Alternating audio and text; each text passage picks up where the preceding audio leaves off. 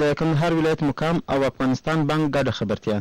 د کندهار ولایت مقام او افغانستان بانک ټول هیوادوالو په خاص ډول کاروباریانو ته خبر ورکوي چې تر دې وروسته په خپلو ورځنیو معاملاتو کې د بهرنیو اسعارو په خاص ډول پاکستاني کالدارو پر ځای د افغانیو څخه کار واخلي، ځکه چې افغاني زموږ ملي هویت او ترویج د هر افغان ملي مسؤلیت دی. د کندهار ولایت مقام د افغانیو د ترویج او په ورځنیو معاملاتو کې د بهرنیو اسعارو په خاص ډول پاکستاني کالدارو د مخنیوي لپاره ځانګړې کمیټه جوړه کړې ده چې هر ورځ به د عمده پلورنځیو، راهنمایي معاملاتو، دفترونو، موټر پلورنځیو او نورو دوکانونو څخه د پیرلو او پلورلو اسناد ګوري. که څوک ولیدل سي چې په نورو اسعارو یې راکړه ورکړه کړې، نو قانوني چلند به ورسره کیږي. بیا څوک حق ته شکایت نه لري.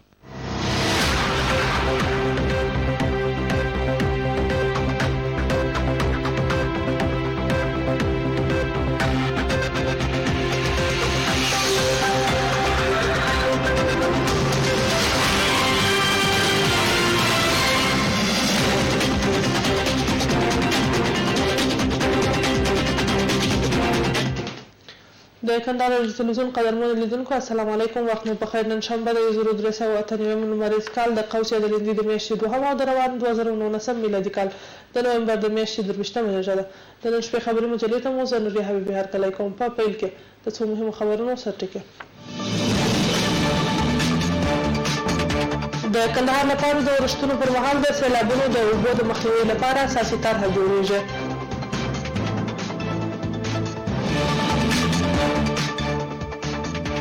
کندهار کې د غیږ یا پهلوانۍ سیالۍ ترسره شوې.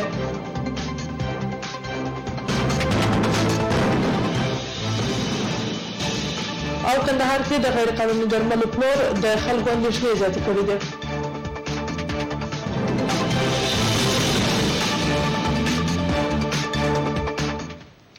بیا هم په خیر راسئ. اوس هم بشپړ خبرونه. د کندهار لپاره د ورښتونو پر مهال د سیلابونو د اوبو مخنیوي لپاره اساسي طرحه جوړیږي. دغه او دې ته ورته ځینې نورې څرګندونې د کابل څخه د هیواد د جمهور رئیس په حکم راغلي پلاوي په ټولنیزو چارو کې د ولایت مقام د مرستیال حاجي غنالۍ دستګیري په مشرۍ په هغه غونډه کې وکړې چې په همدې اړه په مقام جوړه شوه.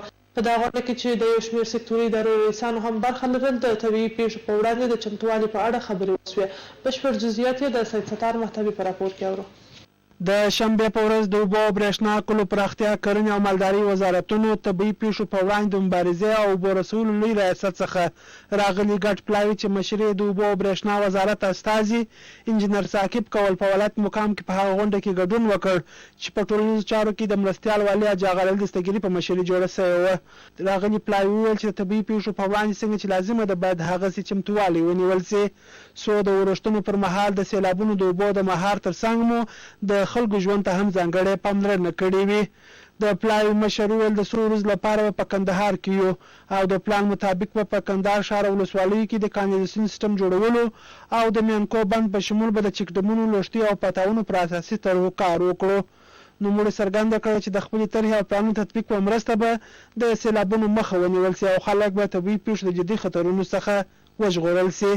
په ټولنیزو چارو کې د ولایت مقام مرستیال حاجي غنالۍ دستګیري راغلي پلاوي ته ښه راغلاست ووایه او مننه وکړه چې په دې ولایت کې د اوبو د مهار او طبیعي پیښو د مخنیوي لپاره هڅې کوي.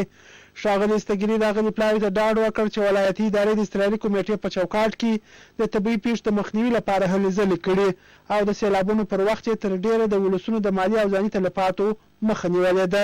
ښاغلي دستګیري د راغلي پلاوي څخه غوښتنه وکړه چې د طبیعي آفتونو د مخنیوي په موخه دقیق او کره څېړنې ترسره کړي، څو د اړتیا مطابق په لازمو ځایونو کې اساسي او بیا رغنیزې چارې ترسره کړي. نوموړي د خپل اړخه د هر رنګه همکاریو ډاډ وړاندې کړ. د مجلس په وروستیو کې په دغه برخه کې پر شمېر نورو لارو چارو باندې هم بحث وشو او په اړه یې لازمې پرېکړې ترسره شوې.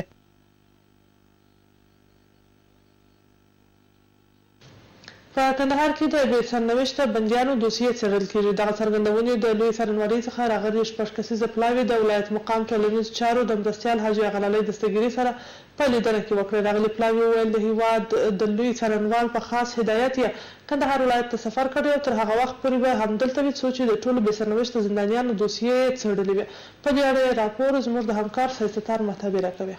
د شنبه په ورځ د هیواد د لوی څارنوالۍ څخه راغلي 6 کسیزه پلاوي د مرستیال والي حاجي اغا دستګیري سره دغه د کار په دفتر کې په لیدنه کې ویل چې دوی به د استناب څارنوالۍ امنیه قومندانۍ مرکزي اصلاح د ملي امنیت او امنیه قومندانۍ نظارتخانو او د کندهار مرکزي زندان څخه لیدنه وکړي تر څو هغه بندیان چې بې سرنوشته د بند شپې ورځې سبا کوي ستونزې به یې د نږدې واورېدل سي او په اړه به یې عاجل اقدام وکړي د ولایت مقام د ټولنیزو چارو مرستیال حاجي اغا دستګیري راغلي پلاوي ته وویل چې ډېر کله ولایت مقام ته مراجعین عرایض راوړي او د خپلو بې سرنوشته بندیانو د سرنوشت د معلومولو غوښتنه کوي نوموړي په دغه برخه کې د راغلي پلاوي څخه وغوښتل چې د ټولو زندانیانو دوسیې په دقیق ډول وڅېړي او په دغه برخه کې د ولایتي ادارې په استازیتوب د هر ډول همکارۍ ډاډ وړاندې کړ د دغه لیدنې په وروستیو کې د لوی څارنوالۍ راغلي پلاوي د ولایتي ادارې د همکارۍ د وړاندې کولو څخه مننه وکړه او ویل چې د لوی څارنوالۍ په هدایت به د ټولو بې سرنوشته بندیانو دوسیو ته رسیدګي کوي او په اړه به یې راپور لوی څارنوالۍ سره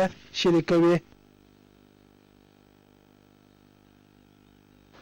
د ملکي شهیدانو د کورنیو سره د غنمو د مرستې لړۍ پیل شوه دغه مرسته چې 100 کیلو غنم دي هغه بې سرپرسته کورنیو باندې به وویشل سي چې د کورنۍ غړي یې په جنګ جګړو کې د لاسه ورکړي دي په ټولنیزو چارو کې د ولایت مقام مرستیال حاجي اغا دستګیري وایي دغه مرسته د استقرار کمیټې د هدایت پر اساس راپیل کړه چې په لومړي ځل 1355 کورنیو باندې وویشل سي په موقع په اړه یې ځل بیا د سید ستار محتوي راپورته په ټولنیزو چارو کې د کندهار ولایت مقام مرستیال حاجي اغا دستګیري د شنبې په ورځ یادو کورنیو ته د مرستو توزیع پر مهال ویل چې طبیعي پیښو په وړاندې د مبارزې ریاست د سروې پر اساس د ملکي شهیدانو د کورنیو لیست چمتو کړی چې په لومړي پړاو کې به 1355 کورنیو ته 100 کیلوګرام غنم د مرستې په توګه وویشل سي نوموړي د خپلو خبرو پر مهال د هندوستان مرستندویه داخلي او خارجي مسو څخه مننه وکړه چې د بېوزلو کورنیو او د شهیدانو وارثینو د لاسنیوي لپاره هڅې کوي په ټولنیزو چارو کې د ولایت مقام مرستیال حاجي اغا دستګیري دغه راز ډاډ څرګند کړ چې ولایتي اداره د بېوزلو کورنیو سره مرستې ته ژمنه ده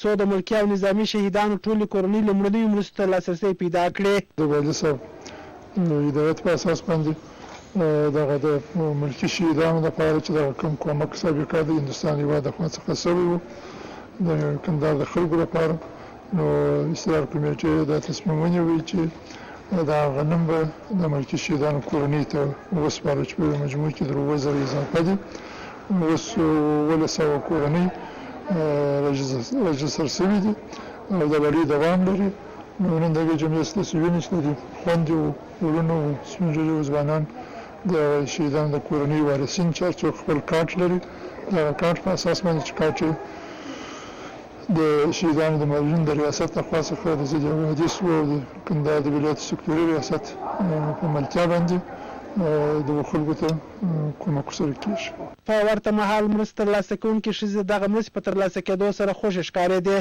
او غوښتنه یې کول چې دولت او سوداګرو پام ونه غورځوي او وینا چې دا مهال ژوند د سختو مشکلاتو سره مخ دی شهیدان چې تللي دي د هغو په روی سره دې رب دا نور ته کامیابي ورکړي د آخرت او ظاهرت الله دې کامیابه کړي الله دې پر مخ بوځي د افغانستان خود خوشحاله یم پر دواړو سترګو دا کامیابه سي الله مو کامیابه کړه خود خوشحاله یم الله دې وزونه ورکړي خدای دې خیر ورکړي خونه درکړه خدای مخه راته خدای دې جنو دنیا سمه کړه کورو مې وکاله وړه د بل د کوره راایستلې دي نن یې ژرندې ته وړم واګم خدای ته چې مرسته ورکړي شی راسي موږ یې نه کې مشترک باید ویل چې تر دې مخکې هم د بې سرپرسته او زیانمنو کورنیو سره دا ډول مرستې سوي وې او مسؤلین وایي دغه لړۍ د لارې به هغه زرګونو قرباني شوي کورنیو سره د غنمو مرستې ترسره کړي چې تر دې مهاله مرستې نه وي ورسره شوې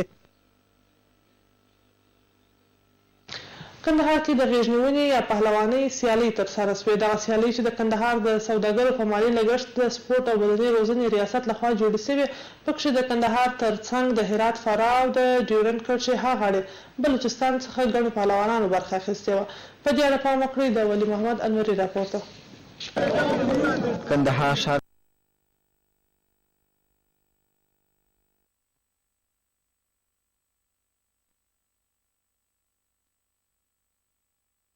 مسؤلین وایي دغه سیالۍ دوستانه دي او هدف یې د ولایتونو د اوسېدونکو ترمنځ یووالی او د قومونو یو ځایوالی دی. کوشش او هدف مو دغه دی چې په کندهار کې د نورو ولایتونو سره زموږ هماهنګي زیاته سي، روابط مو زیات سي، ربط و آمد مو زیات سي. دا په دې خاطر د مسابقات نیول سوي دي. هدف ما di gusciò ambasciagisti, che simili, sappiamo che non so neanche dire federingi da Uldag da Radio میایم لوجو دعوت بکنیم، میایم هدف ما است که ما همدیگر بتونیم همدیگر دوستی کنیم، همدیگر باشیم، همدیگر آشنا. پهلوانان او د دې سیالیو ګډون کوونکي وایي چې دغه سیالۍ د پلرونو او نیکونو څخه په میراث ورته پاتې دي، خو د معیاري لوبغالو نه موجودیت یې د پهلوانۍ لوبې پیکه کړي دي. د حکومت څخه دا خواهش دی چې موږ ته اسټیډیم جوړ کړي، موږ رسمیان کړي، رسمي کېږي. د هرات ولایت پهلوانان چې دي ټول رسمیان دي په حکومت کې. موږ خلک چې دي هغه رسمیت نه لري، حتی مثال د خبرې دغه په اسټیډیم کې ډېر باید شي، په بولدک ولسوالۍ کې په کوټ باید موږ د حکومت څخه دا خواهش دی چې موږ ته اسټیډیم جوړ شي، د غیږ دپاره یو کلب ملب جوړ شي. دا زموږ د پلار د نیکه څخه د غیږ عادت ته دا باز د کندهار ولایت، هرات ولایت، انا د کوټي و د چمن و د پشن څخه خلک راغلي دي، ښه خوندوره میله ده، ښه امنیت دی. دغه زموږ لوبه ده، د وخت څخه کوو. غیږ نیونه یا پهلواني د کندهار یوه له محلي او پخوانۍ لوبو څخه ده چې مینوال یې هم زیات دي، خو د دې لوبې لوبغاړي وایي چې دولت یې لوبو ته چندانې توجه نه ده کړې. په کندهار کې د غیر قانوني درملو پلور زیات شوی دی. د جنسي تقویې او ځینې نور درملو استعمال، خرڅول او رانیول د قانون له مخې بند دي، خو برعکس یې ورځ تر بلې استعمال زیاتوي. د جنسي لارښوونې، اعصابو او داخله ناروغیو ځینې ډاکټران وایي چې د یادو درملو د استعمال له امله ورته زیات مریضان مراجعه کوي چې د بدو عواقبو سره مخ شوي وي. احمدشاه شهادت په دې اړه بشپړ جزئیات راکوي.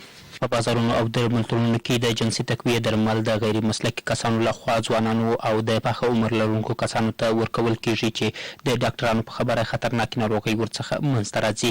جنسي لارښود او د اعصابو ناروغیو ډاکټر محمد داود همت وایي چې د جنسي تقویې د سپرې، کریمو او ګولۍ څخه د اعصابو، معدې لوړ او ټیټ، د وینې فشار او ځینې نورې مرګونې ناروغۍ منځته راځي چې په خبره یې علاج یې ستونزمن دی.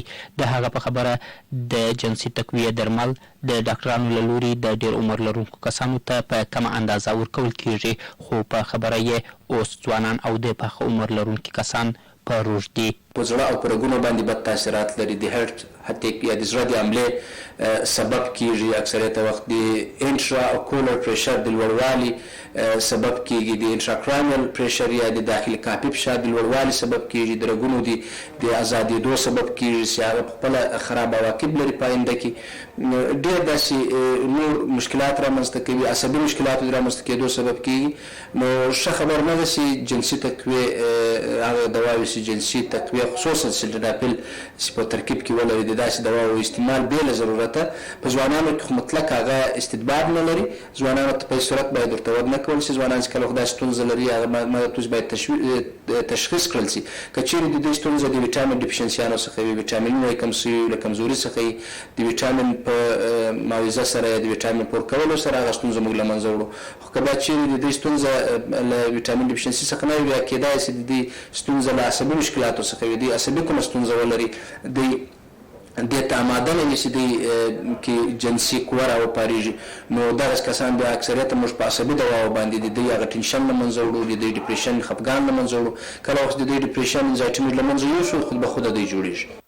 د عامې روغتیا ریاست د قوانینو تطبیق د څېړنې مدیر ډاکټر ذبیح الله فیضي وایي د ښار په درملتونونو او ځینو دکانونو کې د غیر مسلکي کسانو له لوري د جنسي تقویې د درملو، سپرې او کریمو خرڅول او رانیول لویه ستونزه ده چې دوی یې وخت پر وخت کنټرول او مراقبت کړي، خو لا همدغه درمل ورځ تر بلې زیاتېږي. ډاکټر ذبیح الله فیضي وایي چې د هیواد پر سرحدونو باندې د درملو قاچاق د دې لامل شوی چې دغه ډول غیر قانوني دواوې زیاتېږي.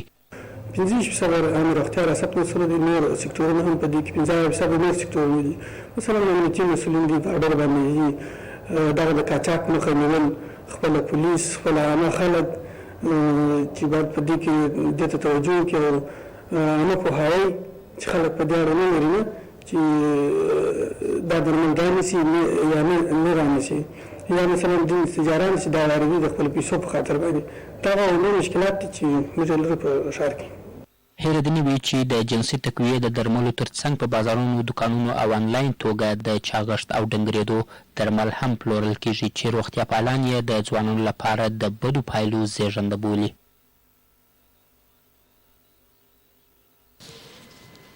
د ملي اردو 10 تنه سرتیري د وسلوال طالبانو لخوا خوشي شول. د هلمند والي وایي دغه سرتیري د سره صلیب په همکارۍ وروسته تر هغه له بند آزاد شول کله چې حکومت د وسلوال طالبانو 3 تنه زندانیان خوشي کړل. د هلمند والي د سرتیرو خوشي کېدل یو نیک ګام بولي او وایي پکار ده چې د بندیانو دغه ډول خوشي کېدل سولې ته زمینه برابره کړي. په دې اړه نور جزئیات ته عبدالرحیم مطمئن په راپور کې اورو. دغه 10 سرتیري چې له یوه څخه تر 6 کلونو له وسوال طالبانو سره بندیان وو د سره صلیب په همکارۍ له بند آزاد او هلمند والي محمد یاسین خان ته وسپارل سوه. والي وویل حکومت د خپلو سرتیرو د راخوشي کولو په برخه کې د هر ډول ښه نیت ستاینه او قدرداني کوي او دغه راز په دې برخه کې له هیڅ ډول هڅو دریغ نه کوي. هلمند والي دغه کړنې د لا دوام هیله څرګنده کړه او زیاته کړه چې د جګړې او تاوتریخوالي پرته باید د خبرو اترو له لارې ورته اقدامات او هڅې ګړندۍ سي. اقدام زه نیک بولم او د افغانستان دولت هم په همدې رابطه چې په افغانستان کې یو سراسري صلح تامین شي، بین الافغاني مذاکرات شروع شي او بالاخره دغسې نیک نیت ته لبیک وي او خپله هم په دغه لاره کې دغه وکړه. تاسو ته معلوم دی چې 800 نفره شاوخوا کې موږ مخکې دغه نیت دپاره د لویې جرګې د فیصلې په اساس بندیان د طالبانو خوشي کړل. هلمند کې د 4مې سرحدي لوا قومندان برید جنرال ظاهر ګل مقبل وایي شاوخوا 10 زندانونه وروستیو کلونو کې د افغان امنیتي ځواکونو لخوا مات سوي چې ملکي او نظامي کسران ترې راخوشي سوي دي. دی وایي د زندانیانو د خوشي کېدو په تړاو د دوی هڅې لا هم دوام لري. څنګه چې تاسو خبرې په ساعت کې تقریبا 1300 زندانونه زیات زندانونه مات کړل او سربازان او مسؤلین دي وایي مسله هغه موږ راخوشي کړل. نو څوک چې پاتې دي انشاءالله تعالی هغه به هم دې وخت کې یا په کوم مناسب وخت کې به هغه به هم زموږ لاسته راشي. خوشي سوي سرتیري وایي دوی ځینې د اوربند پر مهال او ځینې هم د جنګ پر مهال نیول سوي دي چې په بندخونو کې ورسره خورا ډېر بد چلند روان و. بیخی ما مردم یک رقم کردن جایی که آمد با خودم اومد همی گلاس پیاده را میگرفتیم مایده کنیم که همی را بخوریم خودمان را خودکشی کنیم.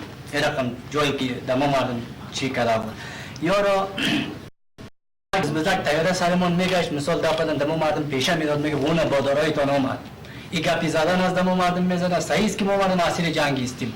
اوربان کې ونیول ما په سنگین کې په لارې ونیوم داسې خپل اوربان په حالت کې زه کوشش وم د خپل دغه ته وطن ته ملا ګیره کړم.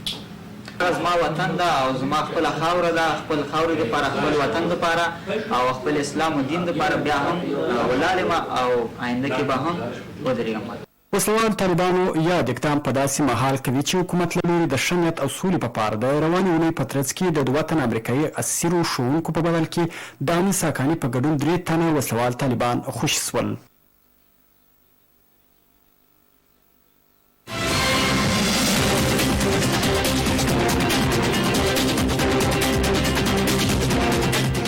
بیا هم په خیر راسئ. د کندهار ولایت مقام او افغانستان بانک ګډه خبرتیا. د کندهار ولایت مقام او افغانستان بانک ټول هیوادوالو په خاص ډول کاروباریانو ته خبر ورکوي چې تر دې وروسته په خپلو ورځنیو معاملاتو کې د بهرنیو اسعارو په خاص ډول پاکستانیو کلدارو پر ځای د افغانیو څخه کار واخلي، ځکه چې افغانۍ زموږ ملي هویت او ترویج یې د هر افغان ملي مسؤلیت دی. د کندهار ولایت مقام د افغانیو د ترویج او په ورځنیو معاملاتو کې د بهرنیو اسعارو په خاص ډول پاکستانیو کلدارو د مخنیوي لپاره ځانګړې کمیټه جوړه کړه چې هره ورځ به د عمده پلورنځیو رهنمایي معاملاتو، دفترونو، موټر پلورنځیو او نورو دکانونو څخه د پیرلو او پلورلو اسناد ګوري. که څوک ولیدل چې په نورو اسعارو یې راکړه ورکړه کړې نو قانوني چلند به ورسره کېږي. بیا څوک حق د شکایت نه لري. د ښارسازي او اراضي وزارت اړوند د ځمکو د تصفیې ریاست او کندهار ولایت مقام ګډه خبرتیا. د جمهور رئیس د حکم پر اساس د کندهار ولایت د شوري کوټ ولسوالۍ له هغو سیمو زمیندارانو ته چې د دهلې بند د پراخوالي او ارتفاع په صورت کې ځمکې تر اوبو لاندې کېږي خبر ورکول کېږي چې د خپلو ځمکو د اسنادو سره یو ځای د ځمکو د تصفیې پلاوي ته چې د کندهار ولایت د ارغنداب رود دریایي حوزې ریاست کې موجود دي حاضر او د خپلو ځمکو اړوند اسناد ور وسپاره تر څو د ځمکو اسناد یې بررسي او هڅه ژر عملي چارې پیل شي. د اسنادو د نه سپارلو په صورت کې مسؤلیت خپله د ځمکو د مسؤلینو پر غاړه دی. بیا حق د شکایت نه لري. اوس هم ستاسو پام راوړو د سبا د ورځې د هوا حالاتو ته چې زما همکاری درته وړاندې کوي.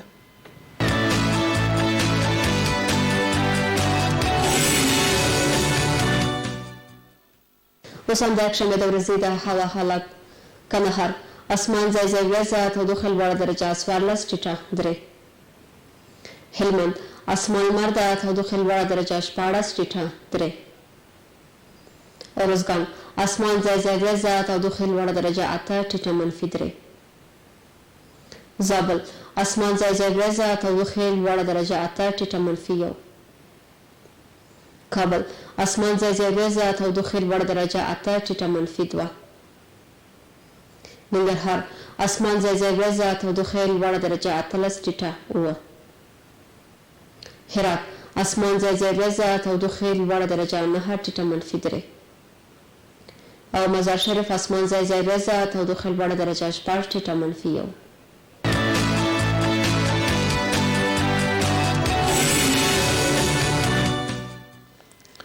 د نن شپې خبري مجله مو پر همدې ځای پای ته رسېږي. تر بیا ښې چارې.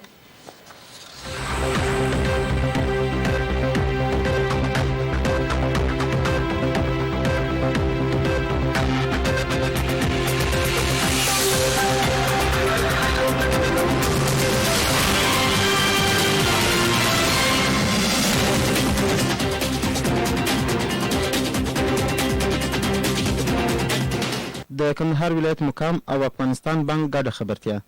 د کندهار ولایت مقام او افغانستان بانک ټول هیوادوالو په خاص ډول کاروباریانو ته خبر ورکوي چې تر دې وروسته په خپلو ورځنیو معاملاتو کې د بهرنیو اسعارو په خاص ډول پاکستاني کالدارو پر ځای د افغانیو څخه کار واخلي، ځکه چې افغاني زموږ ملي هویت او ترویج د هر افغان ملي مسؤلیت دی. د کندهار ولایت مقام د افغانیو د ترویج او په ورځنیو معاملاتو کې د بهرنیو اسعارو په خاص ډول پاکستاني کالدارو د مخنیوي لپاره ځانګړې کمیټه جوړه کړې ده چې هره ورځ به د عمده پلورنځیو